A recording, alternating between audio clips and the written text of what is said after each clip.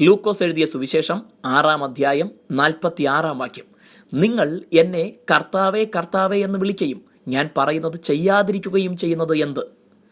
യേശു സകലരുടെയും കർത്താവാണ്. എന്നാൽ ഇന്ന് അത് മനസ്സിലാക്കുകയും അംഗീകരിക്കുകയും ചെയ്യുന്നവർ വളരെ കുറവാണ്. യേശുവിനെ കർത്താവെന്ന് ഏറ്റുപറയുന്നവരിൽ തന്നെ വലിയൊരു കൂട്ടം യഥാർത്ഥത്തിൽ തൻ്റെ കർത്തൃത്വത്തിന് കീഴ്പ്പെടുന്നില്ല എന്ന് യേശു തന്നെ വ്യക്തമാക്കിയിരിക്കുന്നതാണ് ഇവിടെ കാണുന്നത്.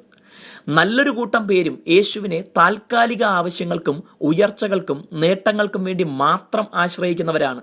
പ്രതിസന്ധികളിലാകുമ്പോൾ മാത്രം യേശുവിനെ ആശ്രയിക്കുന്നവരും, കിട്ടിയതുകൊണ്ടൊന്നും തൃപ്തിയാകാതെ ആർത്തി നിമിത്തം യേശുവിനെ വിളിക്കുന്നവരും, ലഭിച്ചതൊന്നും നഷ്ടപ്പെടാതിരിക്കാൻ വേണ്ടി പ്രാർത്ഥിക്കുന്നവരും ഒരേ തുലാസിൽ കൊള്ളിക്കാവുന്നവരാണ്.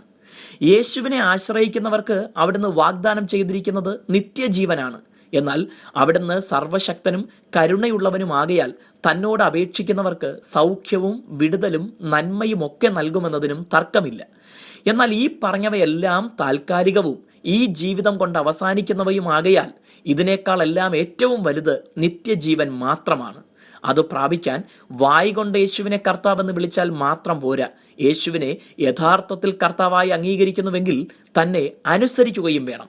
കർത്താവെന്ന് വിളിക്കുകയും അവിടുന്ന് പറയുന്നത് ചെയ്യാതിരിക്കുകയും ചെയ്യുന്നവൻ തന്നെത്താൻ ചതിക്കുകയാണ് ചെയ്യുന്നത്.